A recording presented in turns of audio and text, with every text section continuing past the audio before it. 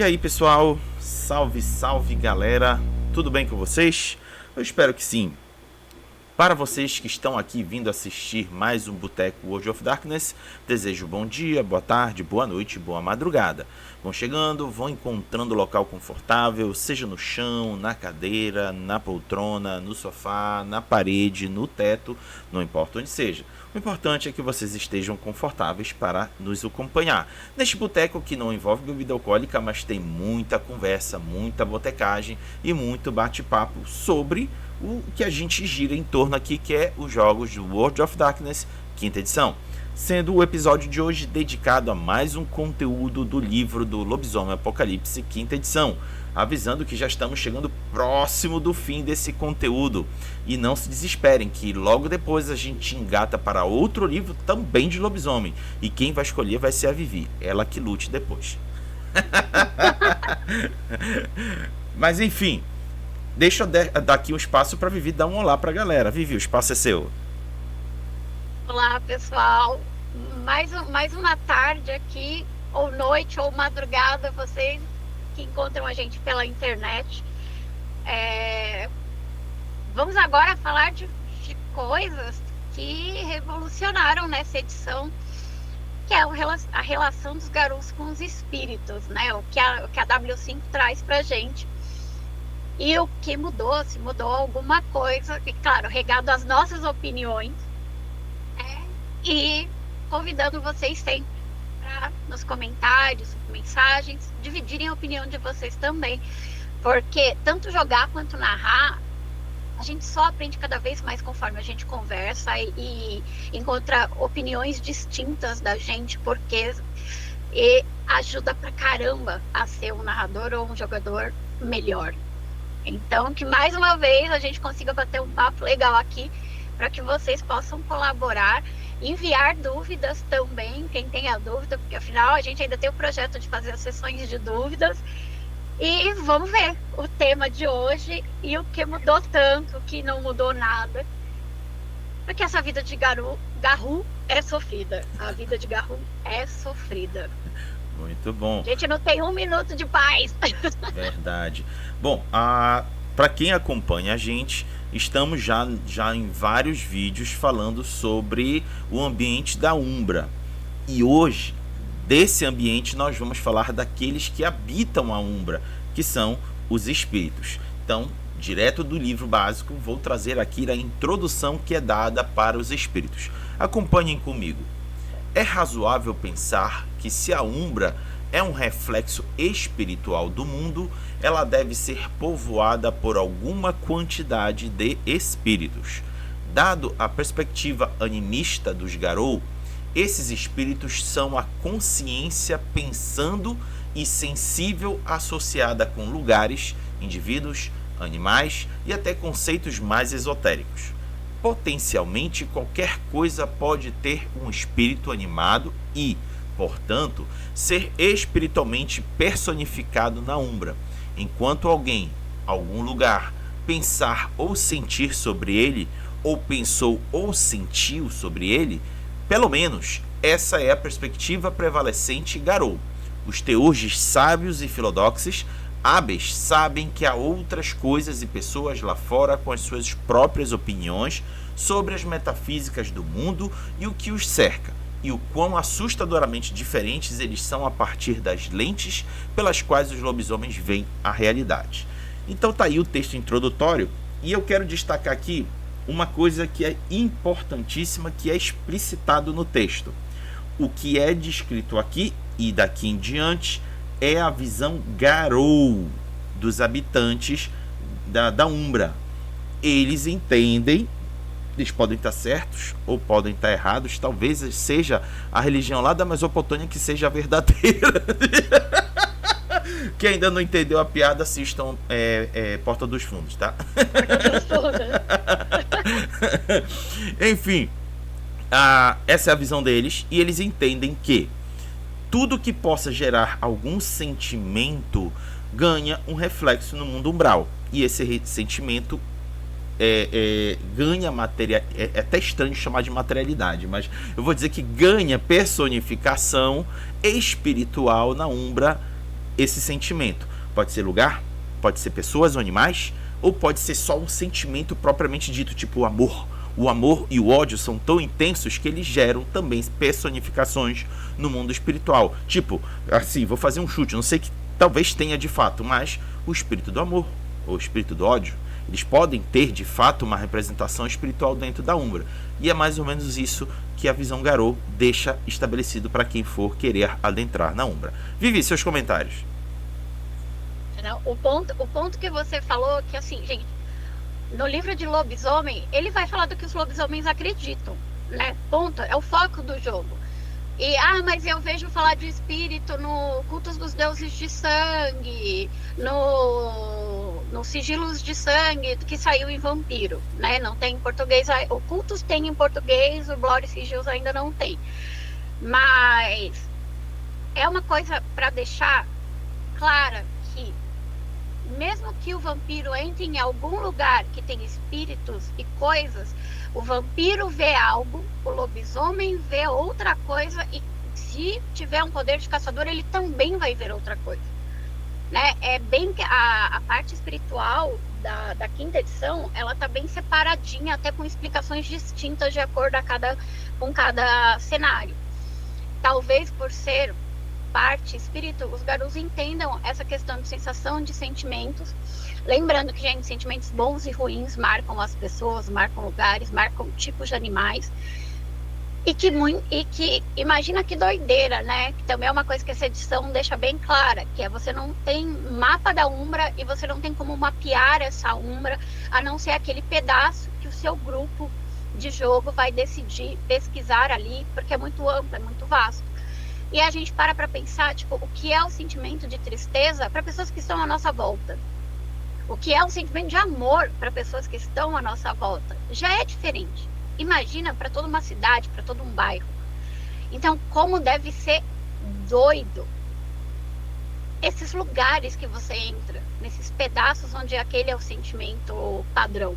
Citando os mais famosos, porque, tipo, sei lá, atualmente a humanidade com desânimo ou com a raiva, resignação, dá muito pano para manga. Tipo, tantos os espíritos, mesmo os mais afastados, que a gente já comentou aqui, que os Garus aprontaram, fizeram merda, escravizaram, e agora os espíritos têm força e vontade para não serem mais usados pelos Garus, nessa época do Apocalipse, o quanto dá para fazer histórias só baseadas nessa parte, e o quanto vai ser diferente, e pode juntar as opiniões de todos da mesa. Eu acho que os assuntos que, né, a gente está falando de Umbra, espírito, coisas umbrais, é uma parte muito, muito legal do cenário, e que às vezes só pelas lutas, brigas e questões ambientais a gente acaba esquecendo dessa profundidade que a Umbra pode ter.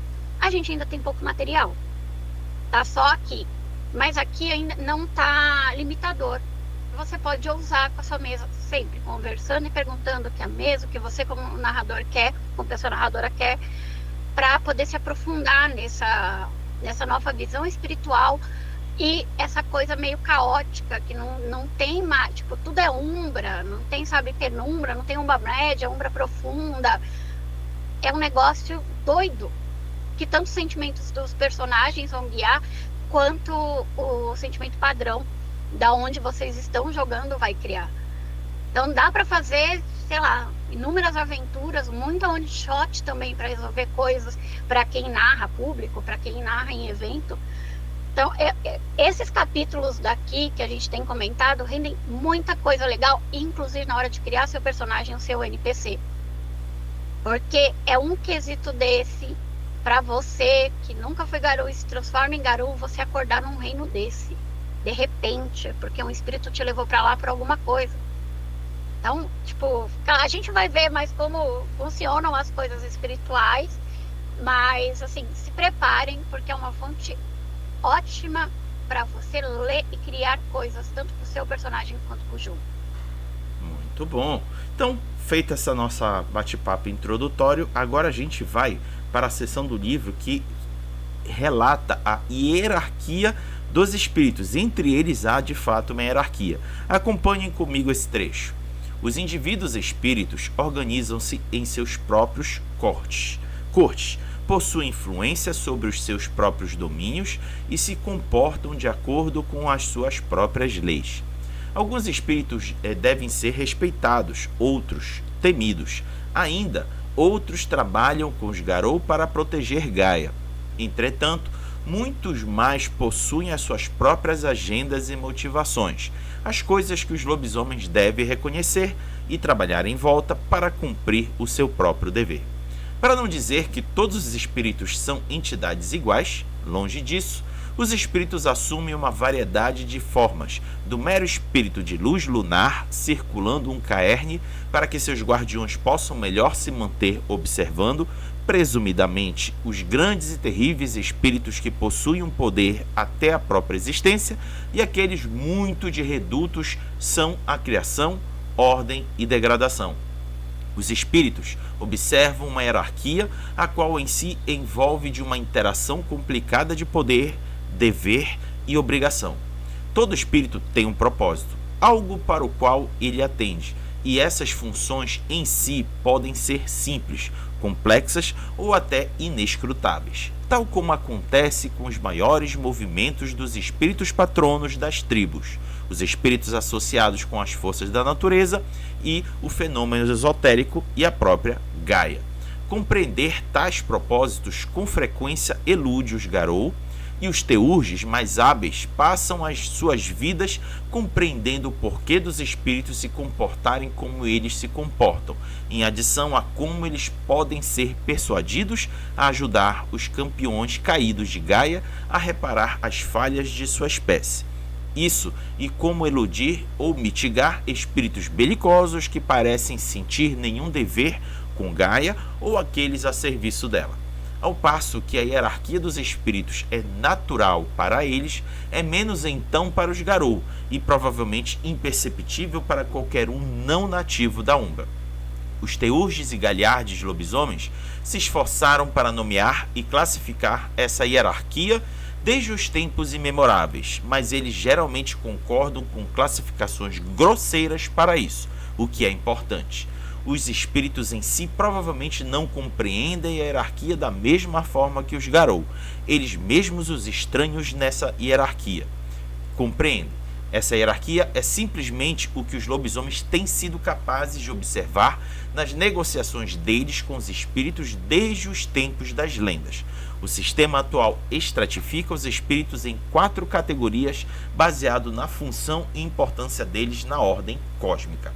Então, gente, mais uma vez venho reforçar aqui uma coisa. O que está sendo descrito e relatado é a perspectiva dos Garou para o que eles enxergam os espíritos. Eles podem ter ordenamento e hierarquia diferentes, mas é assim que os Garou conseguem observar, e eles já adiantam que tem 4 categorias, 4 níveis de espíritos que de uma forma ou de outra representam alguma coisa e que colocam eles em grau de importância e interação com os Garou. Isso define, isso é que é importante destacar. Essa hierarquia estabelecida pelos Garou define a forma como eles vão interagir com esses espíritos. Vocês vão compreender cada um deles mais à frente, mas é importante ter isso em mente. Essa hierarquia estabelecida pelos Garou estabelece a forma como eles tratam cada um dos espíritos. Vivi, seus comentários. Tá sem áudio? Eu mutei porque o gato tá escandalizando aqui no corredor. O gato participativo.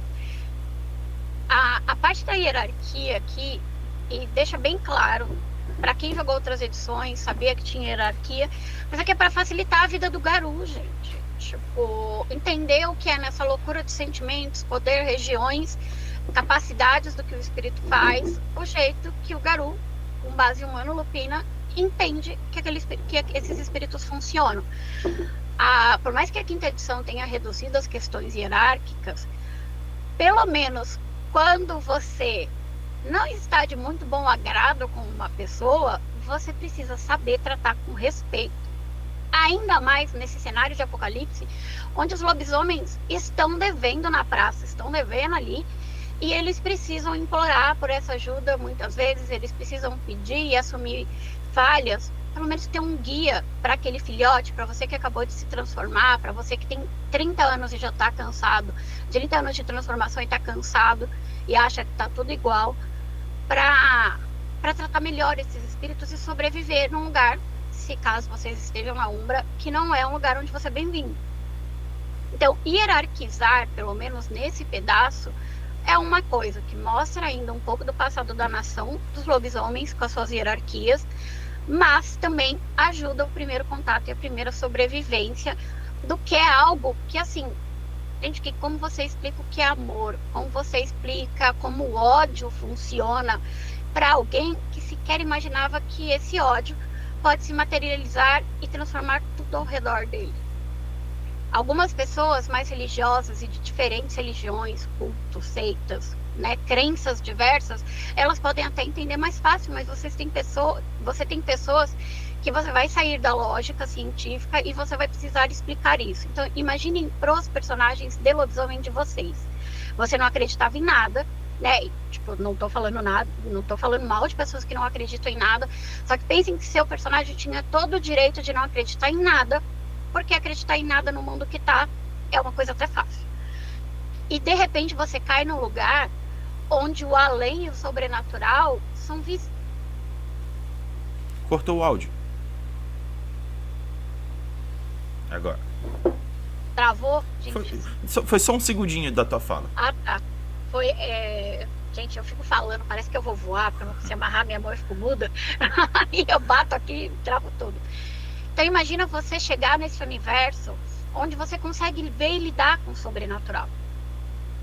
Então você precisa de um guia de passo a passo ali, e pelo menos a hierarquização que a gente encontra no mundo atual, com chefias, com, né, pessoas mais ricas mandando em você, explorando você, é mais fácil para você não morrer na praia. Você acabou de encontrar com um espírito importante, você vai chegar e falar: "Ô, aê, meu chapa". Tipo, é mais para guiar o seu personagem no início, para você não sair enfiando pés pelas mãos, porque cada ambiente, cada espírito, cada conceito, cada coisa vai ter o seu jeito de ser tratado. Como você resolve isso? Com essa hierarquização básica, rasa, como o livro fala, porque é o que o Garou entendeu e ainda pode mudar, e depois você desenvolver, ou até saindo mais materiais, ou vocês criarem a própria passagem umbral do jogo de vocês. Então, levem como uma orientação e um guia aqui no jogo para vocês mesmos categorizarem seus espíritos e mostrarem de formas diferentes também, de acordo com cada background, cada passado, né, histórias antecedentes dos seus personagens, como vocês enxergam e lidam com essa hierarquia. Então, tipo, mais uma vez falando que esse pedaço aqui de Umbra e Espíritos, ele ajuda muito a guiar toda uma parte da sua crônica e do seu personagem, claro, se vocês quiserem, acharem necessário, de como fazer as coisas. E, infelizmente, é um passo a passo fácil de seguir quando você coloca hierarquia em várias coisas. Por mais que eu seja uma pessoa que não aceite muito bem hierarquia, eu entendo que saber em que calos pisar ou não ajuda a sobreviver no mundo atual. Boa, gostei da analogia. Agora vamos então a primeira das 4 classificações que os Garou dão na hierarquia. A primeira, começando de cima, são dos Celestinos. Embora não sendo a pedra fundamental da realidade que a tríade consiste, os Celestinos ainda são seres impossivelmente antigos de vasta influência espiritual na Umbra. Entre seus números estão os espíritos dos corpos celestiais, os ecos fracos dos deuses esquecidos e os servos mais poderosos da tríade. Não importa a natureza deles, cada um possui livre-arbítrio, autoconsciência e inteligência alta. Alguns falam, alguns se comunicam de outras formas, quando eles se dignam a assim fazer. Outros simplesmente são.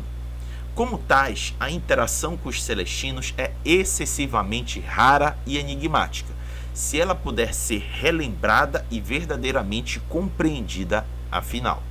Eles habitam nos territórios umbrais de sua própria criação, onde eles são um com tudo nele, presente em todos os aspectos. Os Covis e poder deles tornam a comunicação direta com eles, mesmo pelos lendários Garou, impossível, e então, quando um Celestino deve agir, ele aparentemente assim o faz através de um avatar. Esses avatares são aspectos de um Celestino, envolvido em uma capa que seres menores podem compreender e interagir. Embora meros fragmentos do poder de um Celestino, os avatares ainda estão entre os seres mais poderosos nas regiões selvagens e espirituais. Os Teurges acreditam que os Celestinos podem ser capazes de manifestar vários avatares ao mesmo tempo, embora eles provavelmente assim o fazem somente com moderação. Os avatares raramente se manifestam no mundo físico e ainda mais raramente intervêm nos eventos em andamento. Tais ocorrências são ocasiões momentâneas, até para os Garou espiritualmente cientes. Logo, a aparência de um avatar suspeito carrega o peso do agouro. Videntes, faladores de espíritos e outros tipos de adivinhos buscam as mensagens deles via observação das estrelas, lançamento de agouros e até convencer os espíritos tecnológicos dos sistemas de computador. Como os Garou os compreende, o poder de um Celestino vem com um risco. Os Celestinos devem morrer. Os objetivos que eles incorporam certamente morrerá com eles. O Sol, a Lua ou as planetas poderiam desmoronar. A água poderia evaporar. O fogo poderia falhar em se inflamar. A sabedoria tribal é cheia de histórias de lobisomens aspectos roubando algo do covil de um Celestino, somente para o espírito implorar aos lobisomens por isso mais tarde, para que eles não desapareçam do mundo e levar com eles a luz do sol, ou flora, ou a habilidade de escrever. As entidades acreditadas pelos Garou por serem celestinos incluem Gaia, o espírito da terra, Luna, o espírito da lua, e Hélios, o espírito do sol. O que eles podem querer, o fio mais baixo da teia do Weaver, todo pensamento do outono, um beijo dos lábios de Gaia, as profundezas do mar, a redenção. Tá aí o texto compartilhando com vocês, e vocês já percebem que de fato os Celestinos são, eu não vou chamar nem de criaturas, porque eles são muito mais do que isso, eles extrapolam qualquer compreensão metafísica que possa existir. Eles são entidades que, quando querem se estabelecer uma comunicação e serem de alguma forma vistas ou percebidas, assumem avatares, que é isso que eu achei legal eles estarem comentando. Os avatares podem ser qualquer forma que eles desejarem e que seja de fácil comunicação com aqueles que eles estão buscando interagir, quando querem interagir. E isso é interessante. Aqui eles já citam Gaia, Sol, Luna. Eu não sei dizer, mas acho que também está incluso entre os Celestinos o Weaver Wild e o Weaver, não tá, Vivi? Não, eles são acima dos Celestinos. Eles são considerados a trama, a tríade é considerada a trama da existência. Uhum. Então eles são a trama, a base, não é nem acima. Eles são a base da onde todos os outros espíritos vêm. Existe a Wild que cria, sei lá, o elemento. Vamos explicar o Sol mais ou menos. A Wild criou aqueles elementos químicos. A Weaver juntou eles em algum padrão.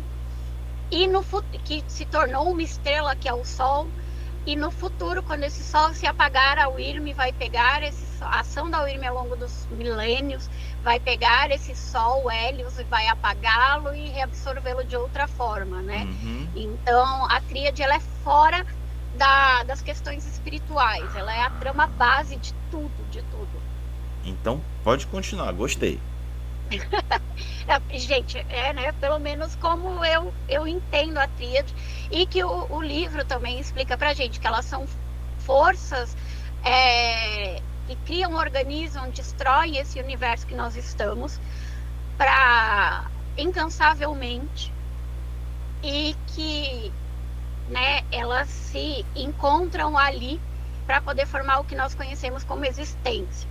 Então, na hora que fala de celestinos planetas, é porque se existe um planeta, é porque um dia o Wild criou a matéria que faz aquele planeta, sabe-se quer onde, porque o próprio livro fala que são questões que a gente não consegue nem contemplar, porque eles têm uma sabedoria que um cérebro humano, um cérebro de garoto, um cérebro lupino jamais chegaria nesse nível, com séculos e milênios de existência, e foi moldado para aquele planeta, e ali, aquele planeta, tudo que existe naquele planeta, mesmo que seja vazio aos olhos humanos, vai moldar e fazer com que a força dali, daquele lugar, crie, vamos dizer assim, a Gaia para ele, né? Porque Gaia é aqui da Terra. Então, existe uma Gaia para Marte, existe uma Gaia para Urano, existe uma Gaia para cada planeta. Cuidado de Plutão, que não é mais planeta, mas ele tem uma Gaia na parte dele, cada um com um nome diferente. Vamos ver se dessa vez, essa edição, eles vão nomear, que nem nas antigas tinham seus próprios nomes. Né? Gaia a gente roubou ali da mitologia grega para a própria criatura da Terra, né? Que seria a deusa da Terra. Outras mitologias vão te dar outros nomes. E mitologia, folclore, lendas mortas.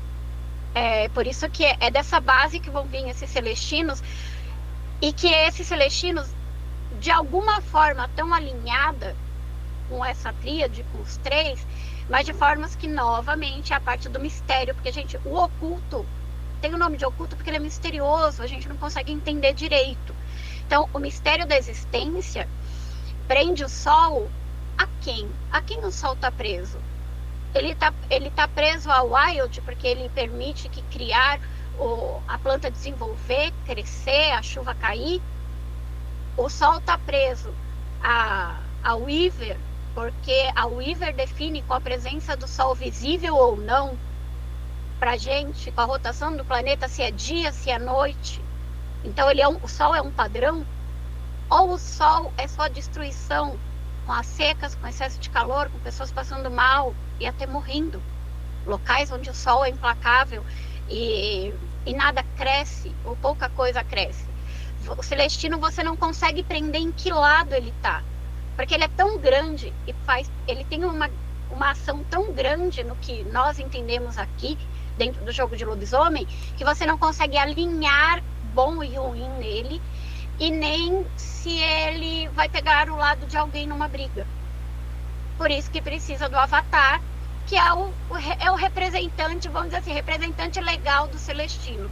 É aquela pessoa que vai lá e na linguagem, inclusive na cultura, porque você pode adaptar a imagem desses celestinos à cultura dos seus personagens e da sua história, porque ele vai se formar ele vai aparecer da forma que o pessoal aceita melhor e vai compreender melhor o que ele fala, o que ele vai propor, quando for necessário, quando for alguma coisa acontecer. E a gente, né, tipo, isso pode ser transposto para o jogo de lobisomem. Nós somos encantados por essas forças da natureza que nós não conseguimos definir. Cada vez que a gente evolui e ganha mais conhecimento, não é mais o dragão devorando a lua que a gente tem que bater na panela, porque é um eclipse, a gente sabe o que acontece no eclipse hoje. Quem sabe no futuro, a forma que Helios do cenário aparece, daqui a 20, 100 anos, vai mudar e a gente vai entender o eclipse de uma forma mais perfeita ainda, como acontece, e já vai ter um olhar menos místico, ou até mais místico sobre o que acontece, porque vai desenvolver questões que você não tem. Então, toda vez que você for colocar um celestino, uma entidade tão grande de poder em história, pense nisso. Você precisa pôr alguma coisa menos definida em limites, poderes, né? E menos definida em alinhamento, o Wild, o Wyrm, o Weaver, e mais abrangente possível e importante para que essa vida que a Wild, a Wyrm e a Weaver trazem se manter no nosso planeta, que estamos jogando na Terra por enquanto. Vamos ver o que o Wyrmtide vai trazer. Não temos ainda Garou no espaço. Então, quem sabe se a gente vai chegar ainda no Garou astronauta, que há 20 anos já propôs. Mas tem ilustração no Wyrmtide que tem personagem astronauta. Então, por enquanto estamos aqui, gente, para criar o seu celestino, além dessas figuras que nós temos, né, Sol, Lua e Terra, que é o que a gente entende de mínimo para existência, pegue esses conceitos tão amplos e totalmente difíceis de você pegar e colocar numa caixinha. É a parte mais legal do Celestino. E uma coisa que eu gosto de fazer nas minhas crônicas, então é uma dica de narração vinda de mim, é que realmente, se um Celestino precisar aparecer, é porque o bicho pegou de verdade. Que a gente não consegue imaginar o que faz alguém tão importante para a existência sair do seu lugar e ir falar com o seu personagemzinho. Tipo, é a hora que muita gente fala, somos apenas um grão de poeira no espaço. Então pense e use o Celestino como, sim, o sol está constante no céu. Mas para o sol chegar e falar, ei você, a galera vai ter que ter feito alguma coisa, ou ter que evitar alguma coisa assim, muito pesada. Então, tipo, deixe raro o Celestino no seu cenário para manter esse mistério do incompreensível. Porque as pessoas que estão jogando com você podem gostar de sentir. Claro, conversem antes de decidir isso, mas é só uma dica. Muito bom. Então tá aí, Vivi dando show, explicando sobre os Celestinos. Agora a gente vai para a hierarquia abaixo, que recebe o título de Incarnas, que diz o seguinte: os Incarnas ocupam a fileira na hierarquia imediatamente abaixo dos Celestinos. Muitos desses espíritos agem como servos, campeões e conselheiros para os seus luminosos superiores, e os Incarnas podem até derivar o poder deles desses relacionamentos. Outros simplesmente desejavam-se ou eram desejados em ser, ou outra partenogênese espiritual resultou na existência deles. Cada Encarna tem um propósito específico e uma esfera de influência na qual ele pode garantir seus poderes e amplamente interagir com a realidade através de avatares, ainda que menores do que um avatar de um Celestino. Um avatar Encarna ainda é uma força poderosa, provavelmente maior do que qualquer matilha de Garou pudesse esperar para melhor diretamente. Então, a diplomacia e as trilhas espirituais de chiminagem são mais efetivas com eles. Muitos Encarnas são ambiciosos, se essa for a palavra certa, e acreditem que o lugar deles na hierarquia é meramente um passo intermediário e que, eventualmente, eles devem ascender para se juntar às fileiras dos Celestinos. Os Encarnas provavelmente são os espíritos mais poderosos que o lobisomem provavelmente interage diretamente. Entre os seus números estão os espíritos patronos dos Garou, olha só, os quais podem enviar avatares para se comunicar com aqueles os quais eles favorecem. Tal visitação idealmente fornece orientação, bênçãos espirituais e tutelagem, mas se tem a mesma probabilidade de fornecer uma lição de humildade para um indivíduo teimoso ou para atormentar completamente aquele que quebrou a fé. A parte dos espíritos patronos, os Encarnas geralmente possuem algum portfólio ou conceito específico. Uma montanha grande e específica pode representar uma doença particularmente virulenta ou até um pesadelo específico vivenciado por qualquer quantidade de sonhadores humanos. As entidades reconhecidas como Encarnas pelos Garou incluem os espíritos patronos de cada tribo, os espíritos das regiões selvagens e pássaros predatórios, o mar do homem velho, o espírito da costa e dos marinheiros e o espírito da Wyrm de apodrecimento não natural. O que eles podem querer? O fôlego da morte do campeão de um rival, uma balança roubada de um dos covis infernais da Wyrm, o vento que carrega o nome do amante passado deles, fogo negro, 3 penas e assim vai. Então, gente, Encarna é bicho grande, é coisa porruda, e como deixou aqui bem claro, não existem tão somente os espíritos patronos das tribos. Por exemplo, vamos dizer aqui que desde milênios o Monte Everest está lá, cheio de vida em torno de sua base, em torno de sua copa, em torno de seu pico. Muita coisa depende da existência dele. Então, o Monte Everest pode ser um Encarna no mundo espiritual. E aí vem o Raga. Ah, então algo próximo do humano. Por exemplo, a Baía do Guajará, no Rio de Janeiro. O tanto de vida que tem ali naquela parte fechada de água marítima pode também ter uma representação encarna, porque há muito sentimento envolvido, há muita vida envolvida. Então, espíritos encarnas podem ser essas formações para além dos espíritos patronos. E aí a imaginação está livre, vocês podem pensar nas mais variadas encarnas possíveis para utilizar em jogo. No Belém das Trevas, nós temos algo próximo, não acho que eu não chamaria de encarna, mas está próximo disso, que é o espírito patrono lá da Lagoa, do Bolônia, que serve de abastecimento para toda a população que habita a região metropolitana, que é o espírito que interage mais com os garous da seita do Tinga. Vivi, seus comentários. Aqui quando a gente chega nos encarna, uma coisa que é falado é, diferente dos celestinos, que você não consegue pegar uma única função, o encarna você consegue colocar numa gavetinha de funções, num potinho de funções, onde você quiser colocá-lo. Você pode focar o encarna para algo.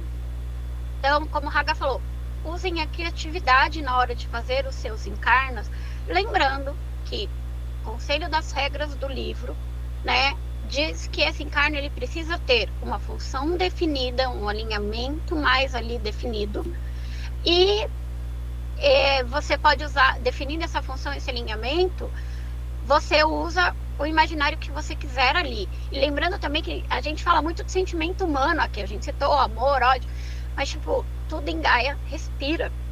Então você tem sentimentos que talvez o seu lado humano não entenda, mas o seu lado lupino, o seu lado garru vai entender.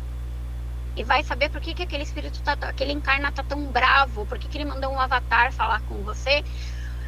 E até porque a gente tem, né, os bans tipo, o que é banido, a atitude que você não pode cometer com o patrono de uma tribo. Por que aquele patrono não gosta daquela atitude? Por que você não deve cometer ela? Porque os encarnas, eles, assim como os celestinos, eles também são caprichosos, porque eles são muito poderosos. Então, na hora de pôr no seu jogo, pense como escala de poder. Ou encarna, porque, né, novamente, a regra aqui diz que é o espírito mais poderoso que você vai encontrar no cenário entregue até agora pela quinta edição. Não sabemos se vai sair, esperamos que saiam coisas, né, mais poderosas, de maior profundidade, quem sabe, para você pôr e lidar, até para ficar mais próximo a esse contato espiritual do seu lobisomem. Tipo, gente, expandam com ideias esses avatares e como esse espírito aparece. Novamente, já que é um patrono, alguém vê a serpente chifruda porque ele veio da América Central, outros vão ver a grande serpente que está embaixo da igreja de Belém, da igreja do Círio Nazaré, que tem um corpo diferente, outros só vão ver como uma cobra que apareceu naquele canto de cômodo que você nem sabe como ela está lá e que chegou perto do seu personagem. Então, lembrando que esses karma, gente, já estou falando o nome do meu narrador de Warhammer, é minha cabeça total, que esse encarna, que esse encarna, ele chega até você, porque ele é o patrono, que ele está próximo, e que ele abençoa tudo isso, e que ele vê tudo isso. Pensando por que na agenda dele a sua matilha ficou legal, porque na agenda dele vocês chamaram a atenção, e como isso pode acontecer nas suas histórias para quem está narrando. Gente, né, tem muita gente que não gostou de que não pode ser um lugar para o seu lobisomem como um pilar, como uma toadstone, para quem chama de toadstone, pilar, como ficou em português, o seu pilar. Mas aquele espírito daquele lugar, ele não tem problema nenhum de ser importante para você. Então, espiritualmente, você não pode colocar como pilar defender aquele lugar de uma construtora que vai chegar e derrubar.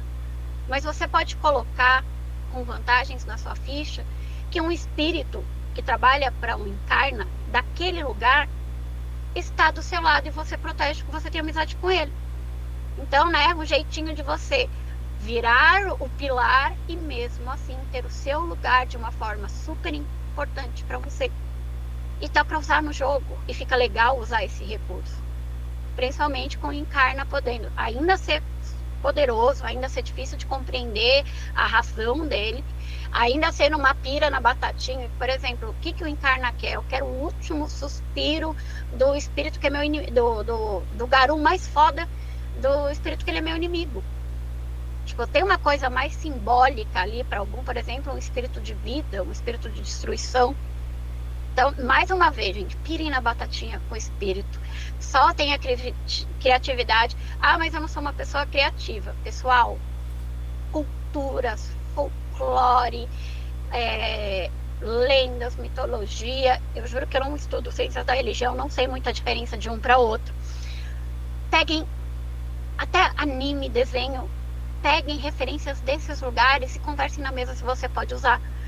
Porque é uma coisa que vai aparecer com o avatar para que você entenda. Então você tem a liberdade de falar que é a velha Turbo do anime, só que na verdade a velha Turbo é um espírito de conexão rápida, porque o seu andarilho do asfalto usa para descobrir mistérios.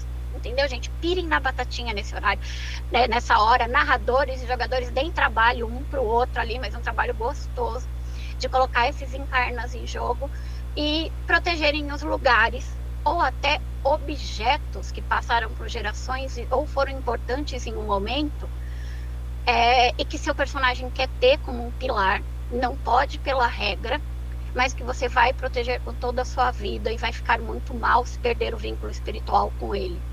Então, gente, dá para olhar, dar uma rebolada ali no cenário ou fazer regra de ouro mesmo, conversar na sua mesa se você pode pôr um lugar ou um objeto como pilar. Mas aqui é só pra gente, né, otimizar regras para a ficha ficar mais confortável de jogo. Muito bom.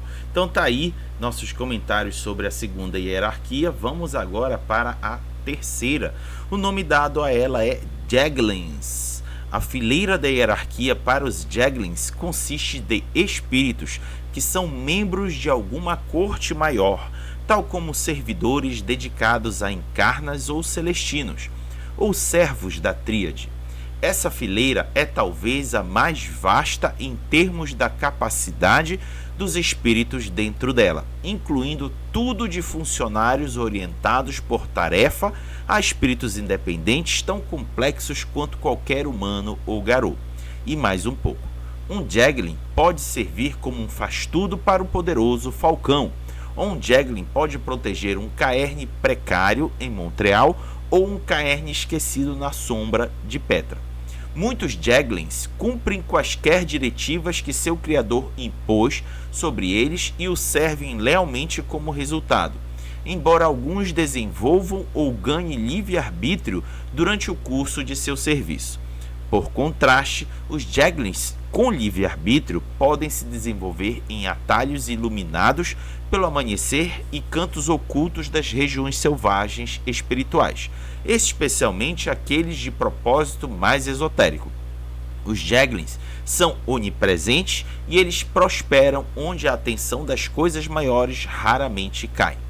Ao passo que cada encarna ou celestino é um ser único, definir o objeto ou sujeito que ele incorpora, os Jeglins existem em tipos amplos aproximadamente análogos a espécies das criaturas físicas. Dois espíritos onitorrincos podem agir diferentemente, mas o lugar deles na hierarquia celestial e sua fisiologia espiritual são aproximadamente os mesmos. Dois espíritos do rio podem incorporar um poderoso e modesto rio, respectivamente, mas eles são ambos Jeglins. Os Jeglins entre todos os espíritos são aqueles com quem que os lobisomens são talvez mais e mais frequentemente familiarizados. Os espíritos animais que ensinam os dons Garou, as proibições cujas possessões cruéis que eles enfrentam e os espíritos ancestrais que habitam os caernes deles são todos dessa classe. As entidades reconhecidas como Jeglins pelos Garou incluem os Guardiões do Caerne, com os quais as matilhas formam acordos protetores em lugares de poder, os espíritos animais idealizados, as formas de molde dos animais mundanos que distorcem e arruinam tudo no caminho deles.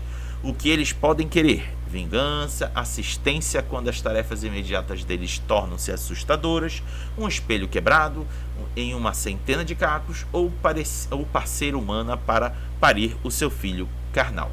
Bom, os Jeglins, gente, já passam a ser, como fica descrito aqui, um intermédio entre espíritos conscientes e autossuficientes para espíritos que só obedecem funções básicas para o qual foram criadas. Naturalmente, esses que têm livre-arbítrio são já Jeglins mais antigos, que já adquiriram grande experiência e vivência dentro da Umbra, ao ponto de conseguir manifestar vontade própria. Mas todos eles, como foi dito aqui, tiveram origem em alguma faceta dos Incarnas ou até dos Celestinos. Então, eles partem dessa origem e têm essa função básica inicial por onde eles começam a interagir no mundo espiritual. E aí eu começo a afirmar aqui minha posição. Eu começo a pensar que aquele espírito do lago do Bolônia, no Belém das Trevas, aonde a seita e a matilha em que a Vivi joga interage, de fato está muito mais para um Incarna do que para um Jeglin, porque ele é uma entidade que representa aquela área toda. Existe toda uma contribuição que forma essa entidade da água. Eu digo que é da água, mas eventualmente vou dar um nome específico para ela. E ela pode ter espíritos menores que exercem funções em prol do que essa Encarna deseja. Então tá aí firmado a função dos Jeglins na hierarquia dos Garou. Vivi seus comentários. Bem, de explicação, é exatamente o que o Haga falou.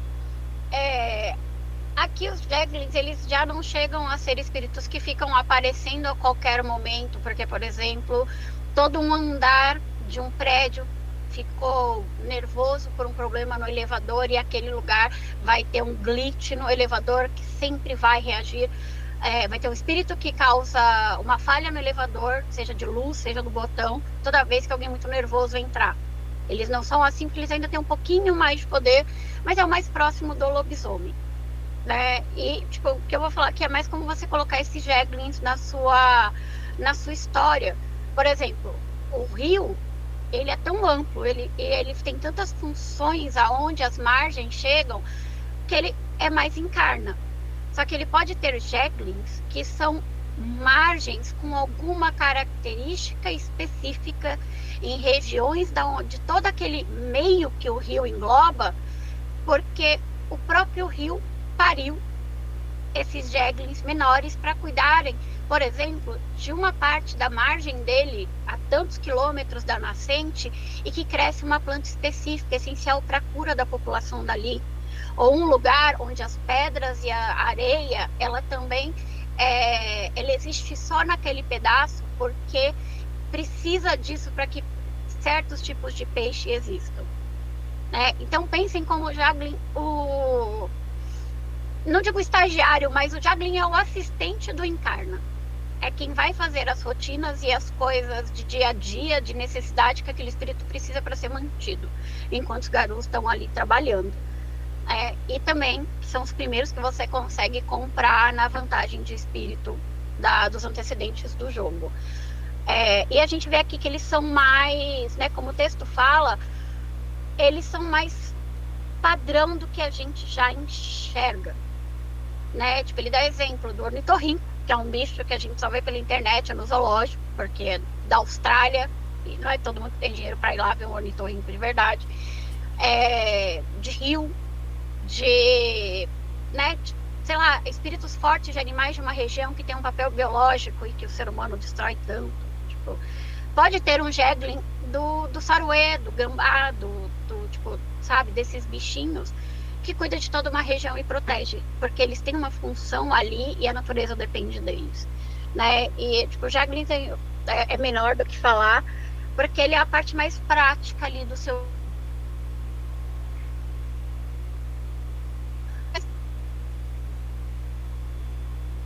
que tem poderes específicos para falar e para lembrar de pactos, vai negociar, até porque o nível de poder é mais alcançável para um Garu novo, que é o que propõe AW5. Né? Não quer dizer, desimportante. Não, é novo. Você ainda não tem o seu renome foda do espírito te reconhecer.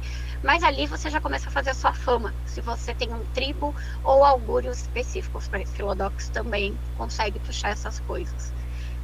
É isso. Muito bom. E agora a gente vai para a última classificação, a última parte da hierarquia que os Garou dão aos espíritos. E esta última classificação eles denominam de Gelflings.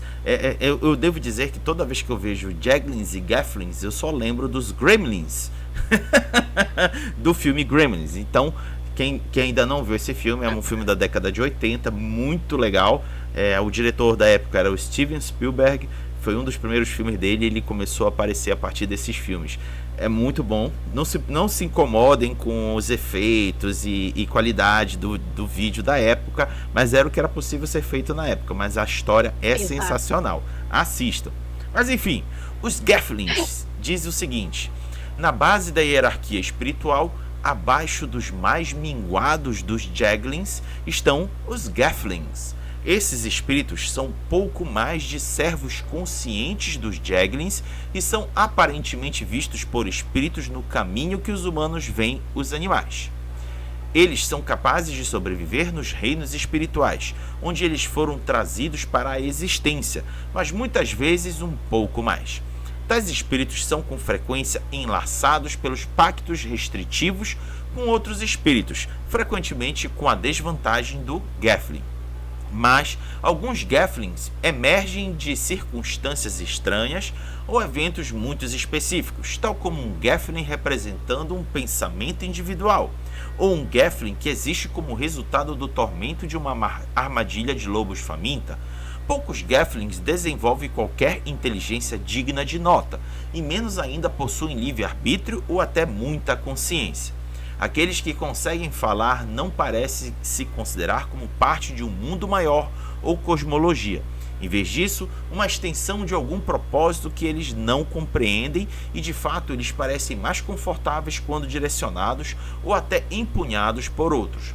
Essa subserviência dá a eles uma reputação pela lealdade total, pois a ideia de trair o mestre deles quando dada a oportunidade não faz algum sentido para eles do que um dedo tentando estrangular a sua mão. As entidades reconhecidas pelos Garou como Gelflings incluem os enigmas autoconscientes que vagam pela Umbra, certos espíritos caçados nos ritos sagrados e os intermináveis espíritos da Wyrm e da poluição que arruinam as regiões umbrais desafortunadas adjacentes aos desastres ambientais. O que eles podem querer? Uma oferenda queimada, apreciação, morte fresca, uma canção, o fim de toda a vida nas proximidades deles. Enfim, galera, os Gelflings são a base mesmo dos espíritos. São aquelas manifestações espirituais, representações do mundo físico, que são em si só uma manifestação. Não tem inteligência ou consciência ao ponto de desejarem realizar coisas que eles desejam. Eles apenas cumprem as manifestações naturais para aquilo que eles cresceram ou foram criados. E aí tem várias descrições aí que vocês podem ver.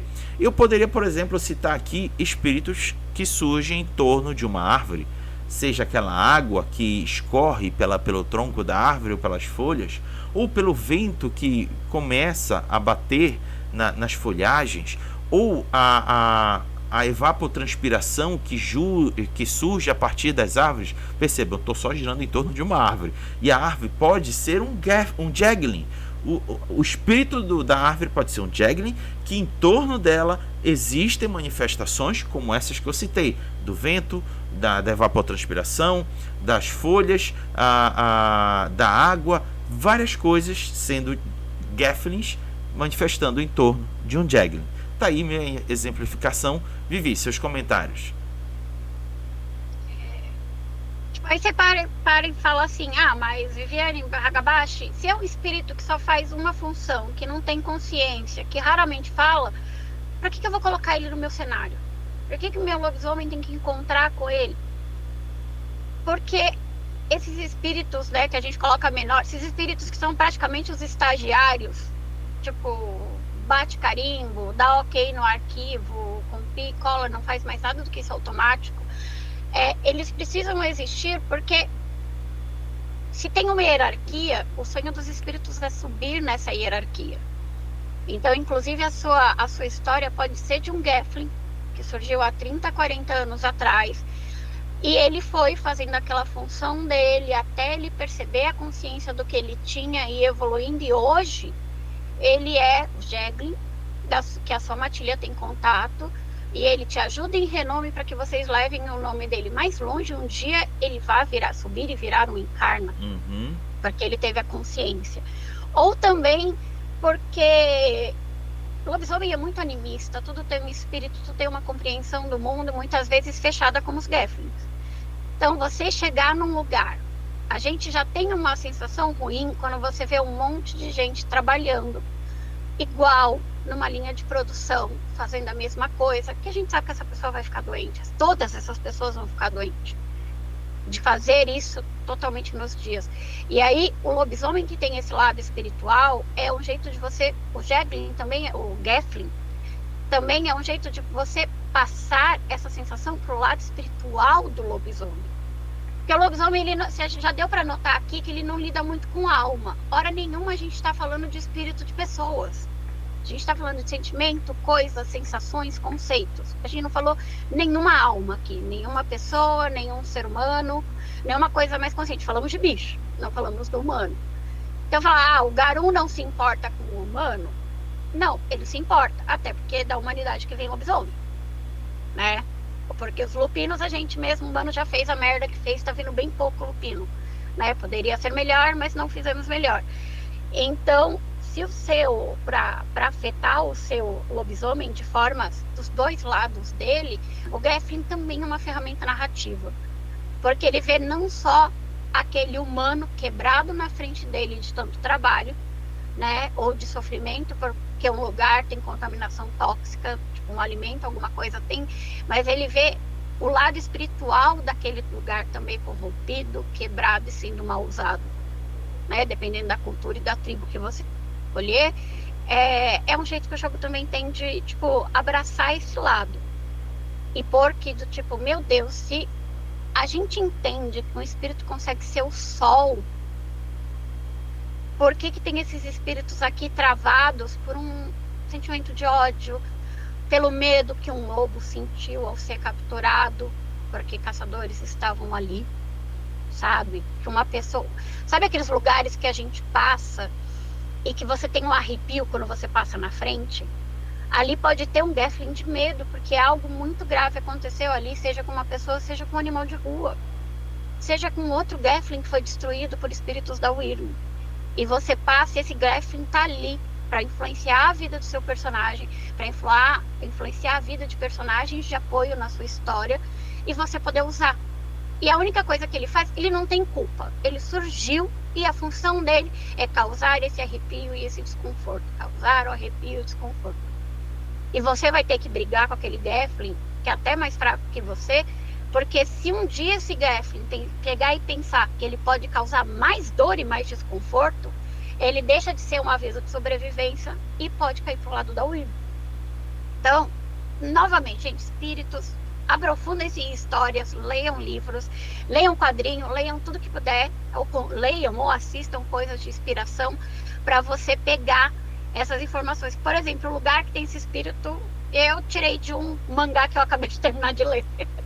E que a pessoa acha espíritos assim, e ele elimina exatamente para que eles não cresçam e comecem a machucar toda uma galera em volta, né? Então, o Geflin, ele tá aqui não só para pegar essas coisas momentâneas, e autômata, que também muitas religiões têm aqueles espíritos autômatos que não percebem que morreram, que não percebem que o fim chegou e ficam repetindo coisas eternamente, chegando até o ponto de sofrimento, se você der, tem religiões mais espiritualistas. Então, graças aos céus, a W5 reduziu escalas de espíritos, porque a gente ficava louco. Então, muito obrigado, W5, por reduzir escalas de espíritos. E usem Geflins na sua história, sim. Principalmente para aquela galera que chega e faz assim, eu vou perguntar para os espíritos e que eles vão me contar tudo o que aconteceu aqui. Aí vou pedir para citando um jogo meu, para esse misturador de laboratório. Aí o que o misturador de laboratório fala? Eu misturo. É para isso que ele foi criado. Para isso que ele foi criado. Obviamente esse personagem precisou falar e lidar com espíritos, precisou depois. Mas, tipo, é um momento que foi muito engraçado na mesa quando ele falou eu misturo. Mas sim, seu lobisomem vai encontrar com espíritos que apenas estão e são. Só ali, naquele pedaço. Muito bom. Agora a gente vai para as considerações finais. Antes de eu passar para Vivi, eu vou fazer aqui uma analogia para vocês entenderem essa hierarquia que os Garou apresentaram para os espíritos. Começando pelo Geflin. Geflin. Geflin que é a base. O Geflin são aqueles espíritos essenciais que estão ali primais, que estão ali circulando um ambiente. Vou pegar aquele exemplo que eu citei ainda agora da árvore. A árvore tem lá a água escorrendo, que pode ser um espírito da água. Tem o espírito do vento fazendo as folhas balançarem para que as sementes caiam na terra e frutifiquem novamente o ambiente para que novas árvores surjam. Pode também ter a evapotranspiração feita pela manifestação sobre ele. Então temos aí um conjunto de Geflins em torno de um Jeglin. Quem é o Jeglin? Uma árvore centenária. Eis a árvore centenária de, 200, 300 anos ou mais, que consegue ocupar e se manifestar em volta daquele local em que ela existe. E ela existe agora olhando para o seu encarna como servidora, e a encarna dela é a região amazônica. Ela é uma árvore que habita e existe dentro da região amazônica. E a região amazônica, como nós entendemos, é representado por uma encarna que se direciona diretamente com Gaia, já que Gaia considera que a região amazônica é uma das últimas áreas naturais preservadas no mundo. Então tá aí uma sequência hierárquica dos espíritos que vocês podem utilizar como exemplo para montar os seus nas suas campanhas. Tá aí minhas considerações finais. Vivi, as suas. Então, gente, amei muito a explicação. Elucidou perfeito. Vou falar novamente, gente, usem espíritos no seu jogo. Explorem esses dilemas de espíritos com seus personagens, na sua narração, né? E estamos esperando, tá prometido o lançamento do Wyrmtide para a gente ver o lado maligno da Wyrm chegando. Lembrando que a Wyrm não é uma força assim, totalmente apodrecida, escura, é 100% mal, né? Ela tem a sua variação e não adianta a gente falar foi a Wyrm que me fez fazer isso. Aí a versão lobisomem do capeta me mandou fazer. E vamos ver o que eles trazem mais de espíritos pra gente, porque aqui o livro dá muito mais espíritos naturais do que espíritos inimigos. Nós vamos ver esses inimigos só na parte de antagonistas lá pro fim do livro. Então, esperar o que saiu, já que a Nação Despedaçada, que seria o Shattered Nation, não acrescentou tanto no mês Altilhe da fragmentada Nação Garou. É uma parte de lobisomem que em outras edições ficaram esquecidas, mas que nessa edição agora, até com regras melhores escritas, você consegue aproveitar mais. E, gente, peguem o básico e expandam isso. Se depois chegar um outro falar diferente, corrija na sua narrativa ou não corrija, segue o seu caminho como você está jogando agora. Mas é um ponto bem legal para poder variar um pouco as brigas de mundo físico do seu lobisomem. Muito bom. Então tá aí, galera, as nossas contribuições sobre nossas perspectivas e compreensões do que são os espíritos e a hierarquia Garou sobre eles.